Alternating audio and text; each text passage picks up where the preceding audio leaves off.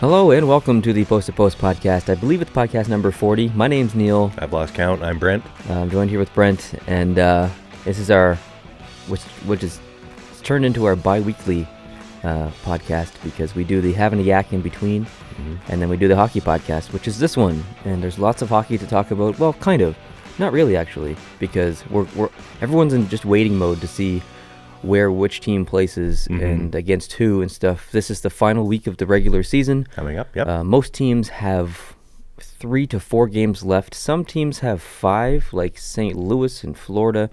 But we're at the end of the season, basically. We almost know who's going to play each other. Nothing is set in stone as of yet. I think the most likely matchup is Minnesota and Winnipeg, but that could very well change because St. Louis is really trying hard to get back that third spot in the Central. So we don't have a lot of hockey to talk about today as far as like over an hour. I'm not sure if we're going to make it over an hour, but we'll get a good 40 to 45 minutes in for sure. We'll see what happens.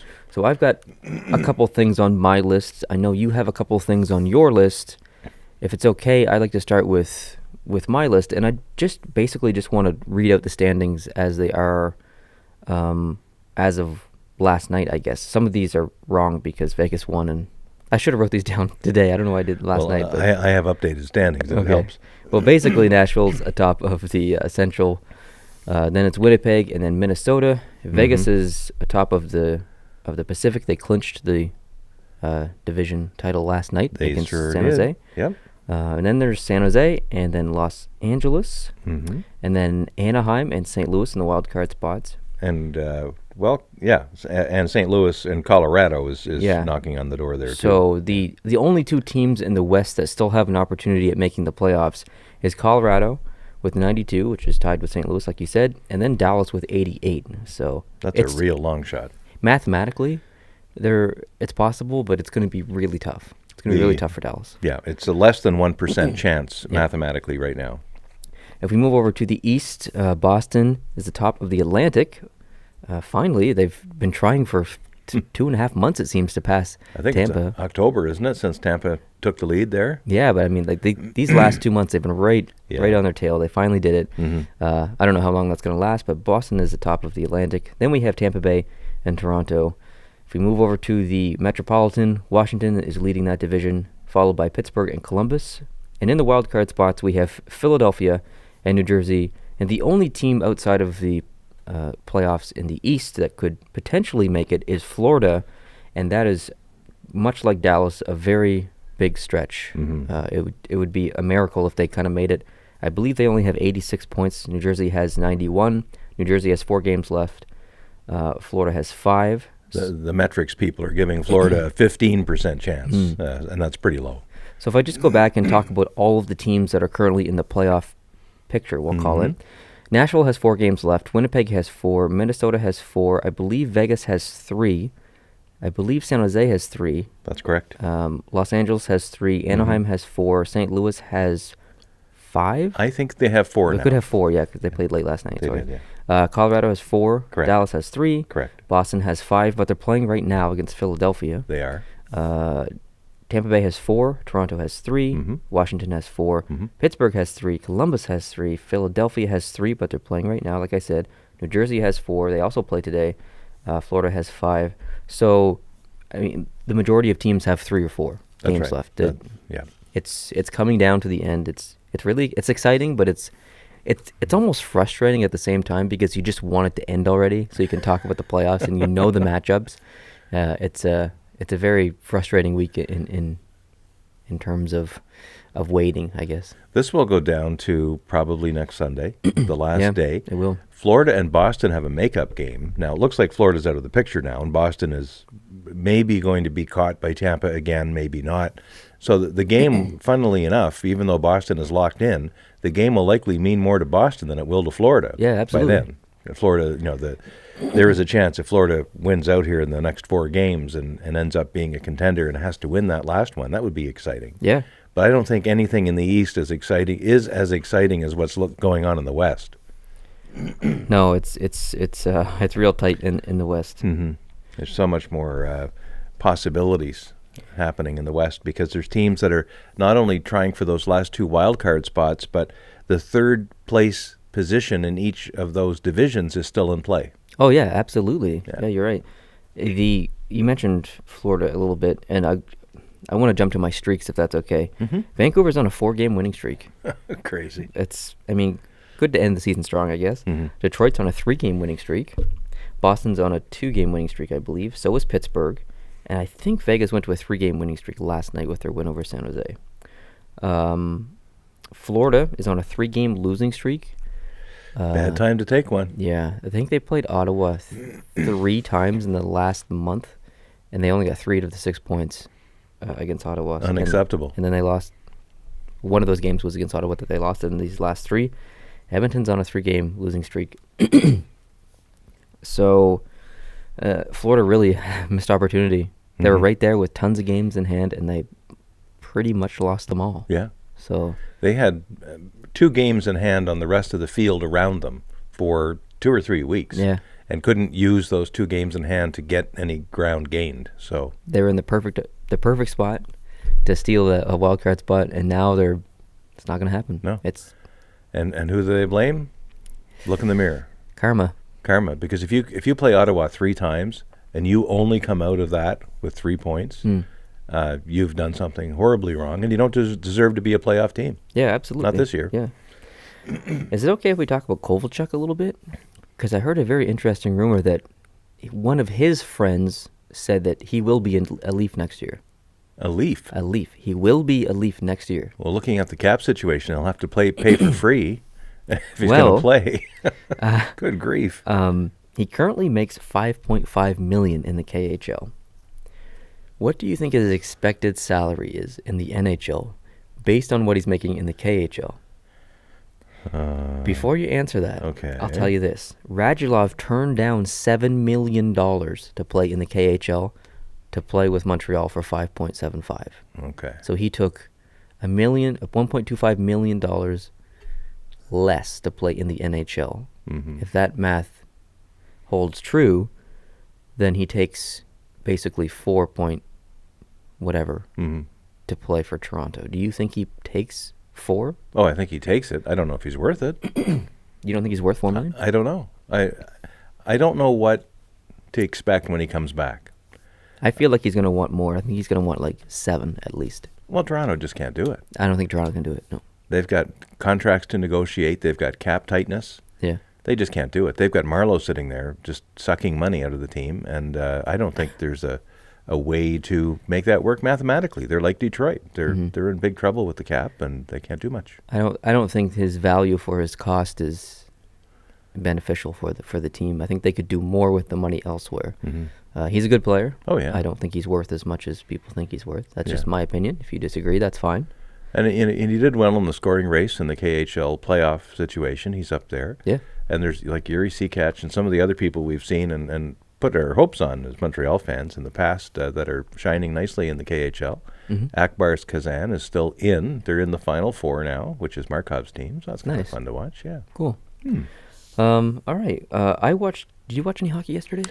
I watched a little bit of the Montreal game, Montreal-Pittsburgh. They got off to a pretty good start, and then the bed got soiled. Who was in that? I didn't even watch the game. I think it was Carey. I think it was Carey Price, I believe. I didn't watch.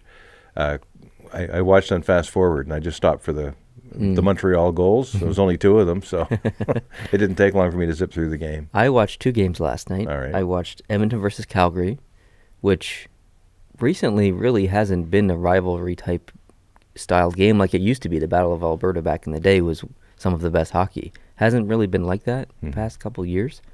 The game last night was amazing. Really? I thoroughly enjoyed the game. There was almost a fight between Mike Smith and Milan Lucic, and then Lucic fought Tanner Glass, and there was so many power plays and penalties, and it was fast-paced. It was a really good game. Huge saves from Smith and Montoya. It was a really good game. It felt like old school Calgary versus Edmonton. Nice. So. The only game I watched any amount of yesterday was the afternoon game between Boston and Florida, and that was pretty good, pretty fun to watch. It was the Nesson feed, so pretty homery. Yeah, very homery. Jack Edwards, excuse me. Yeah, but I'm one of those people who thinks that a hometown network doesn't have to be impartial. Right. Let them be partial. Florida's got a broadcaster too. We just didn't see that feed, and they're probably just as homier as the Boston feed that we did pick up in the Canadian television. I did call you down at one point. You were upstairs working, and I hauled you down to watch the McQuaid the fight. Yeah. McQuaid dropped with I forget who, Haley, the number 18, from Florida. And Haley wanted to get something going, and McQuaid finished it off, and it was awesome. Unfortunately, later last night in Coach's Corner, Don Cherry guessed that McQuaid is from Nova Scotia, and I was very disappointed in that because he's from right here in Prince Edward Island, damn it. And yeah, that's right. But he handled himself very well. Yeah, he's in my opinion, he's the best fighter in the league. He's fantastic, and he's not only good with the punches and getting the punches through, but he's good on the body position and wrestling to get the other guy down first. Yeah, definitely. Yeah, which is great. It was good. Yeah, the other game I watched was San Jose Vegas, and that was a really, really good game. Fast-paced game, mistakes on both sides, pretty plays on both sides, huge saves. Fleury played great. Jones played great. Made some great saves on breakaway. But that Carlson goal. If you haven't seen the Carlson goal, please go watch it. Just Google or YouTube search Carlson goal Vegas from last night. It is a thing of beauty. Yeah, against San Jose, ironically against San Jose, because Tomas Hertl did the exact same thing in his rookie year, I believe 3 or 4 years ago, against Martin Biron, I think was in net. I'm not sure. That. Yeah. And it was his 4th goal of the game, and he did that. And it had shades of that for sure. So it's ironic that it was against San Jose, but it was an amazing goal. If you get the chance, go look it up. It's pretty good. So that was a really tight game, and I feel like that's a playoff inevitability. Inevitability. Yeah, good start. Good start. Because I think Vegas has a pretty good chance of getting past the first round, and I kind of feel like San Jose has the same potential as well. So they could end up meeting in the second round. I feel like it's a pretty promising matchup. That would be outstanding. And it would be very good hockey. Very, very good hockey. So I kind of hope it happens, to be honest. Yeah, that'd be great. Today, I plan on watching the rest of the Boston-Philadelphia game once this podcast is done, I think. And maybe the New Jersey-Montreal game later on. Maybe not. I don't know. Yeah. Depends. Okay. I have a little quiz for you. Oh, all right. It's Hit me. I don't expect you to know this, but we'll try you. That I won't be disappointing you then. We're going to talk about points per game as a player. Oh, man. So, Connor McDavid has the 3rd highest points per game in the league. I believe it's 1.32, something around there. There are 2 players with more points per game than him, which feels a little strange because he is leading the NHL in points. I believe he has 103. The next closest to him is Kucherov with 98 or something like that. So, what 2 players have more points per game than Connor McDavid? In other words, they're scorers that miss some games with injury or something. Or something, yeah. Or suspensions. Oh, maybe, yeah. Brad Marchand is one? He is one. Uh-huh. Yeah, he has the highest, he's tied for the highest points per game in the league with 1.33. So if he hadn't had those suspensions, he'd be probably over 100 points himself.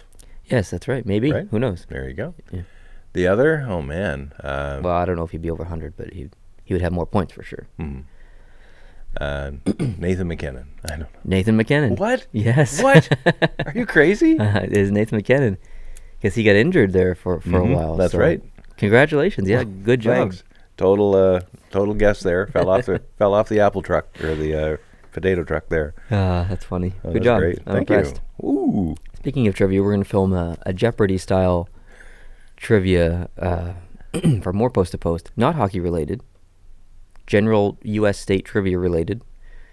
So that's going to go more Post to Post. That'll be up this week at some point. Wow. And we're going to film that, I think, today. So you're the quizzer and I'm the quizzee? Yes. And I have to answer.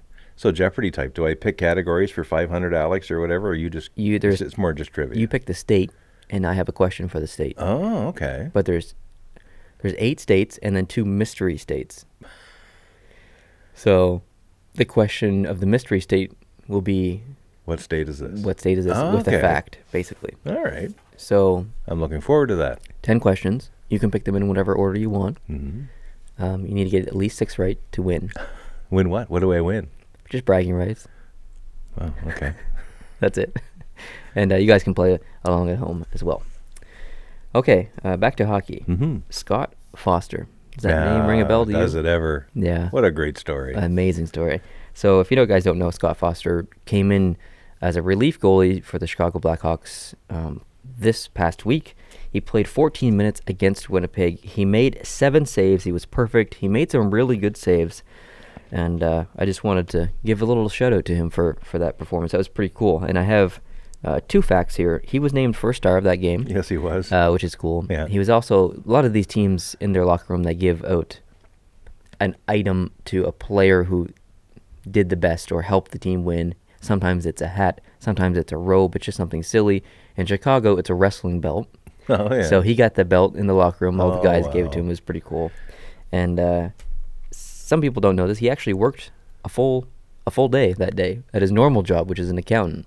So he worked a full day as an accountant and then went to go play some NHL hockey. So The thing that impressed me was the speed with which they had him set up. Yeah. He had his name on the back of the jersey.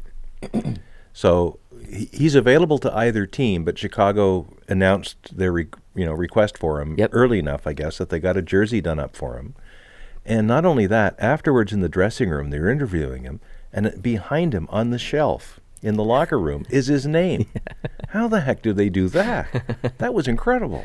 I just thought that was fantastic. And how the players all mobbed him after the win. yeah, absolutely. It was a pretty safe game. They were ahead like 6-2 or something, something like that when they put him in.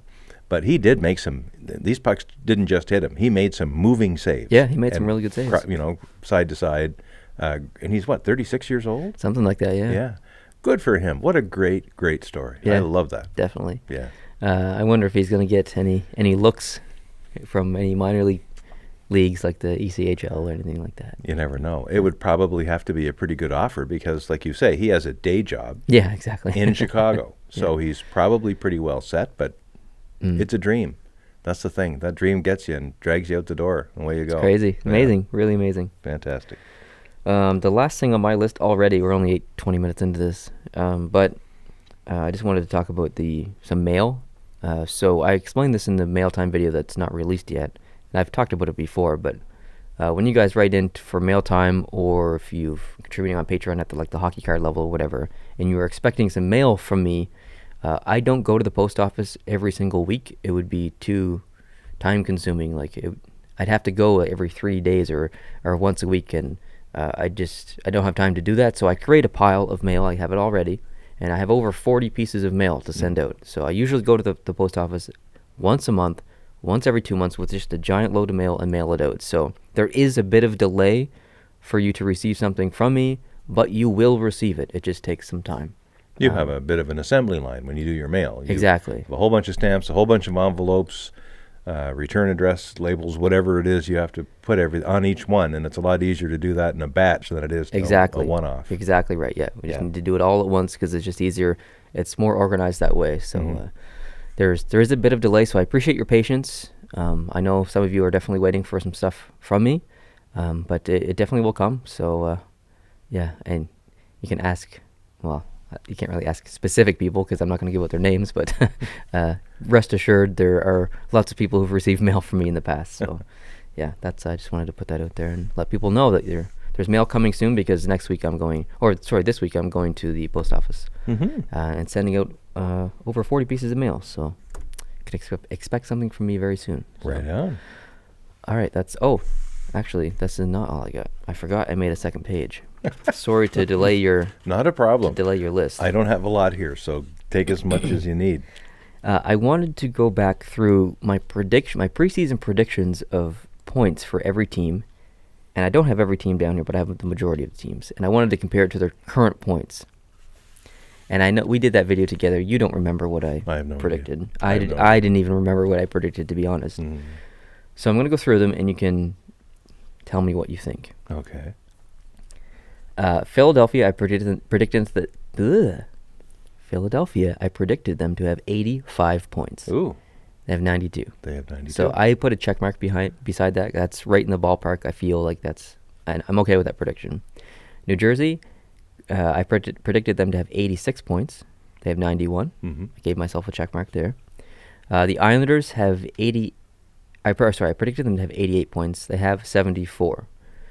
So I predicted them to be just outside of the playoffs, but they actually did much worse than I thought. So wasn't very accurate there, but not too bad. Carolina, I predicted to have 97 points. They have 81. Wow. They did not get the goaltending I predicted them to get. If they had of, that was the basis of your prediction. that was the basis. A really good tandem. Exactly. Ward and Darling were going to carry the team all the way through, and that sounded very reasonable to me when you said it. But there were glimpses. It almost looked like that, but yeah, I just couldn't do it. Columbus, I predicted them to have 99 points. They have 94. Yeah, and they've got 3 games left. They've got 3 games left, so they might end up with exactly 99. Yeah, who knows?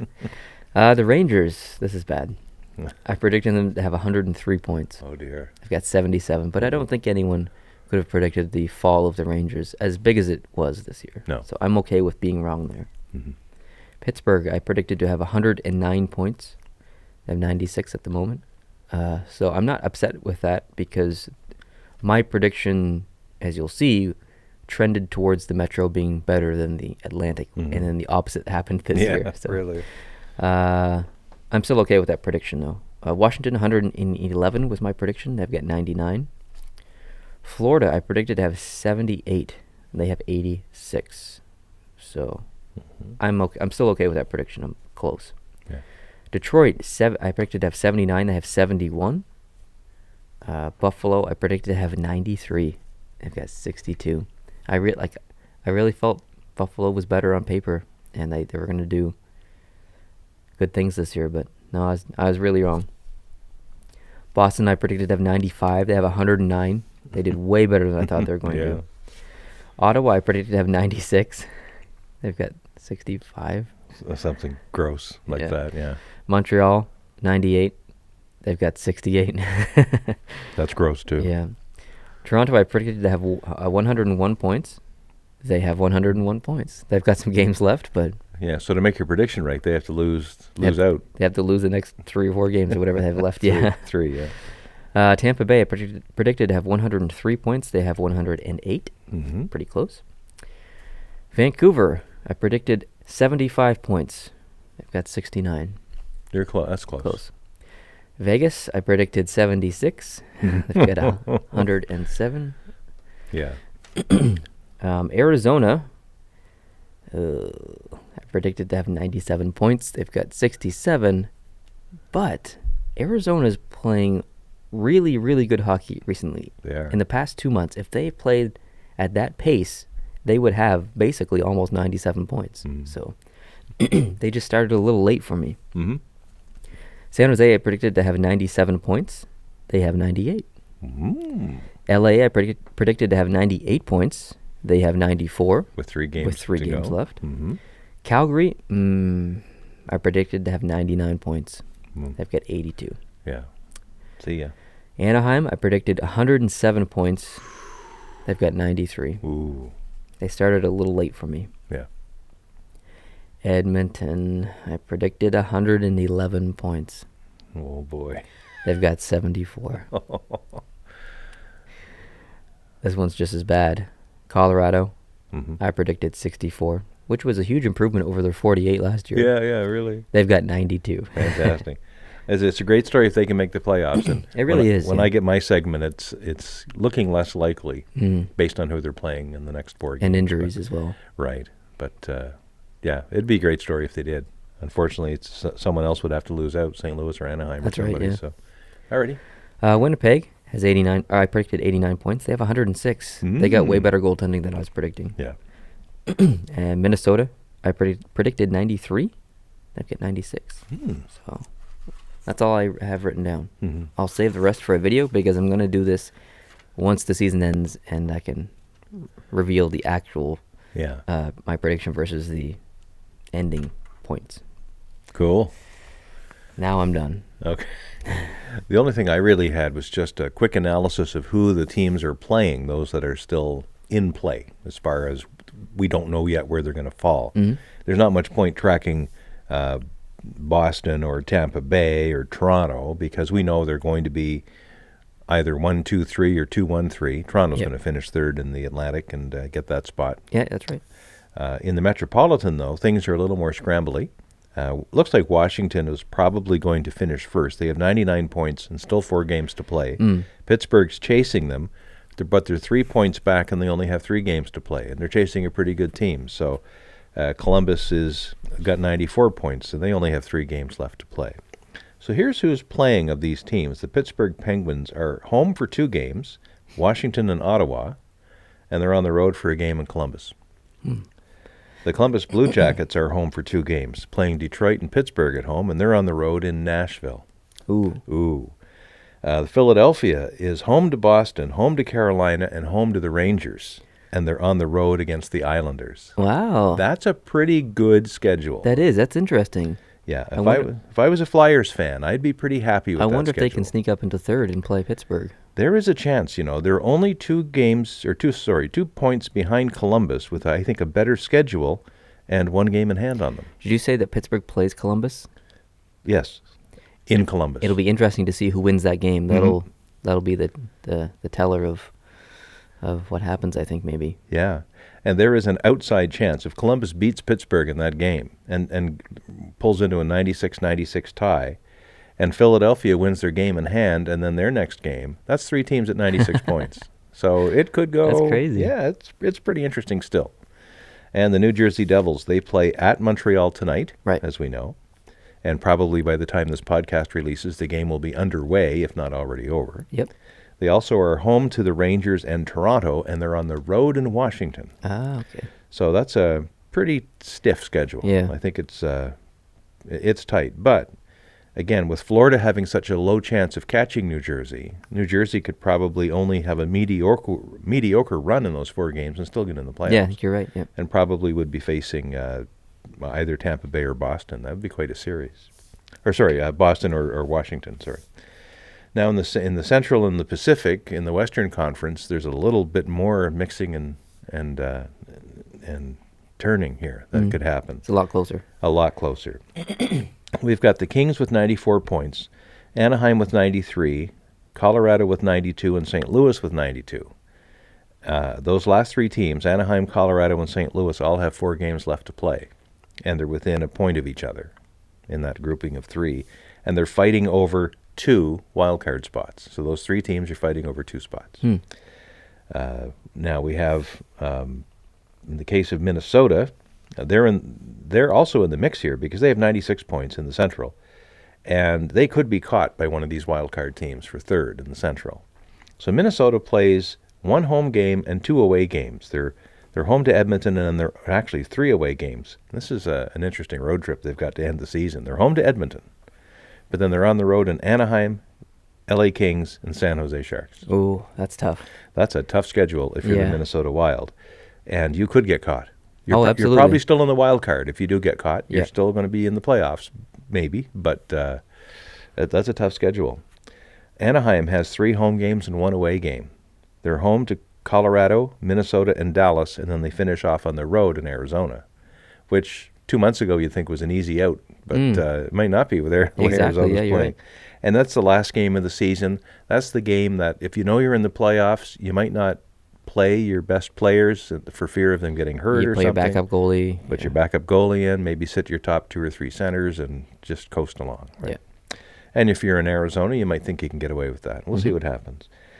Colorado, they have 3 away games and 1 home game. And this is why the statisticians are saying Colorado has a lower chance of getting in the playoffs than St. Louis by about 15% lower. Colorado's trending in the 55 to 60% range of making the playoffs, and St. Louis is in the 70 to 75% range of making the playoffs. Colorado is at Anaheim, at the Kings, at the Sharks, and then home to St. Louis. Yeah, that's tough. That's really tough. And they have a losing record on the road. They're 15, 17, and 6. They all have good home records, all these teams, but some do better than others on the road. St. Louis, on the other hand, there are 2 home games and 2 away games.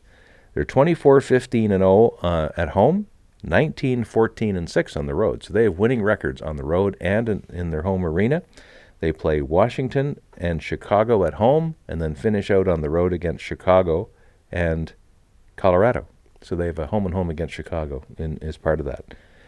So St. Louis, I think, has an easier schedule, and they have better success on the road. And they have a mixture of 50-50 road games, home games left to go.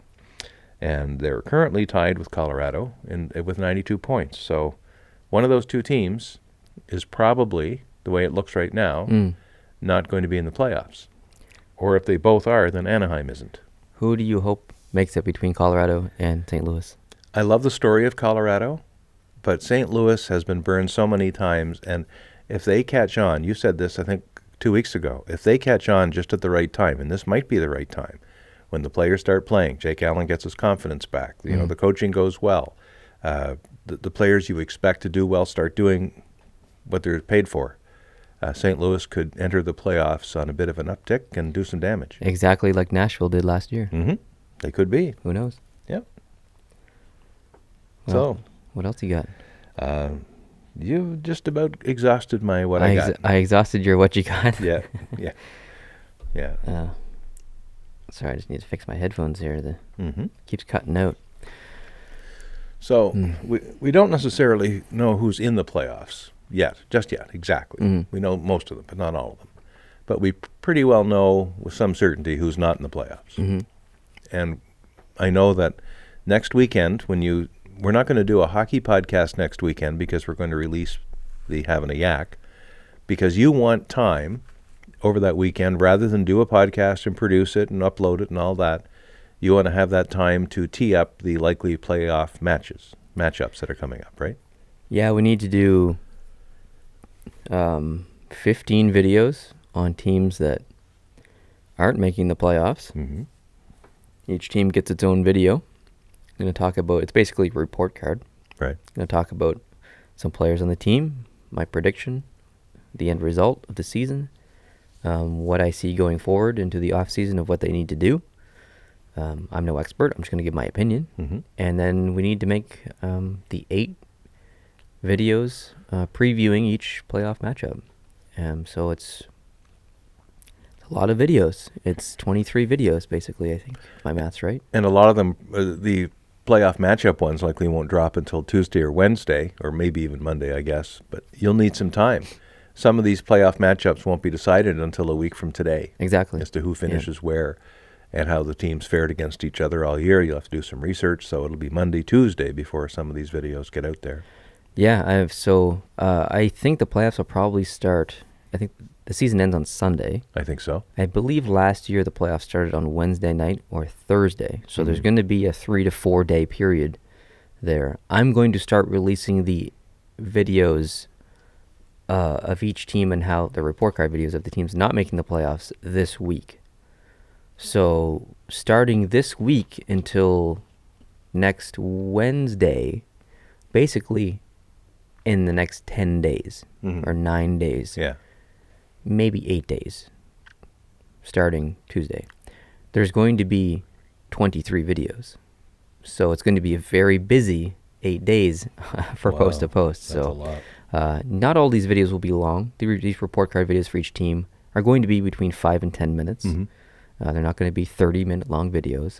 The playoff preview videos are going to be a little bit longer because we're going to go through our predictions, kind of like how I did last year. Not as in-depth, I don't think, but it's going to be a fun process because we get to go through the matchups and talk about if they played before. Like if Pittsburgh plays Philadelphia or if Pittsburgh plays Columbus, that's going to be a fun series to preview because of their history and because of what's to come. We know it's going to be great. If Tampa Bay ends up playing New Jersey, that's not really a series I'm going to be that excited for, to be honest. I'm going to watch it, but it's not my go-to series, that's for sure. But you need a pen? I'm good. I got one. Yeah, we're going to be busy. We're going to be filming lots next weekend. We've already filmed Having a Yak. We did that yesterday. That will release next Sunday, a week from today. So yeah, next weekend we'll be busy. This week we'll be busy. And yeah, there's just lots to talk about. What you working on over there? Well, I'm working on some of the other hockey that's going on. I know you keep touching, and we keep touching from time to time on what's happening in the other leagues. We talk a little bit about the EIHL, and when there's an event in some of the other leagues, we often will discuss that, and we get a lot of positive reaction to that because it's all about NHL all the time, and in North America we're fixated on that, as we probably should be. It's our home continent, but there's lots of interesting stuff going on. And I just thought I'd touch on a few of the other matchups that are going on elsewhere in the world. The KHL is down to the semifinals now. And you've got Akbars Kazan and Traktor Chelyabinsk in one of the series, and Akbars is up 2-0 in that series, in a best of 7, I presume. The other one is SKA St. Petersburg against CSKA Moscow, and they're tied at 1 game apiece. So I think that's pretty interesting.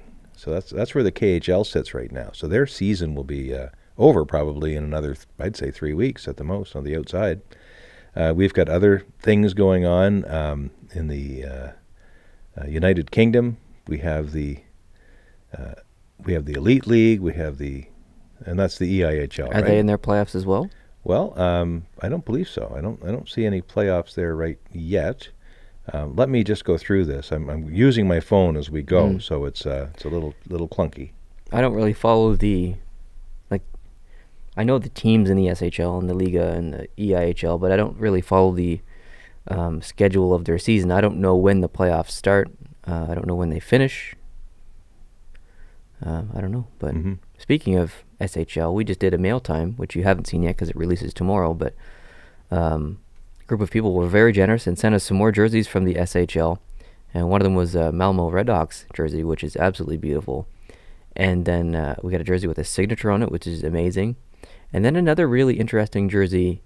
It's a Frölunda or Frölunda. Is it Frölunda or Frölunda? I say Frölunda. Jersey, and it's almost like it's not military, but it's got a camo feel to it. It's like grayed out almost. It might be one of the favorite jerseys that we have here now. I like the Colorado jersey, which is over there. I don't know if you can see that on camera. No, you can't. But that's my ultimate favorite. There's lots of other jerseys. I like this Minnesota one here. I love this Montreal Canadiens one.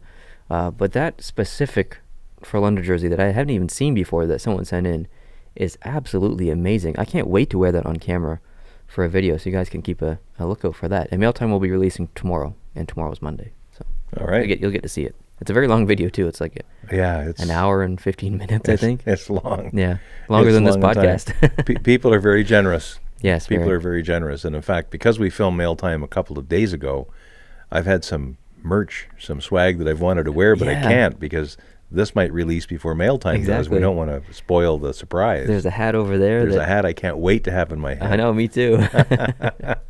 Yeah.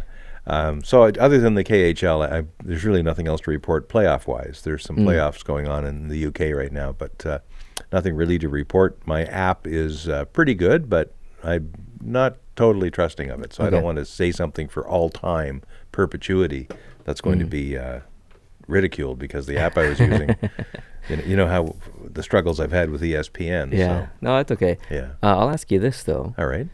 Ovechkin has 45 goals with 4 games left. Do you know who's trailing him just behind him?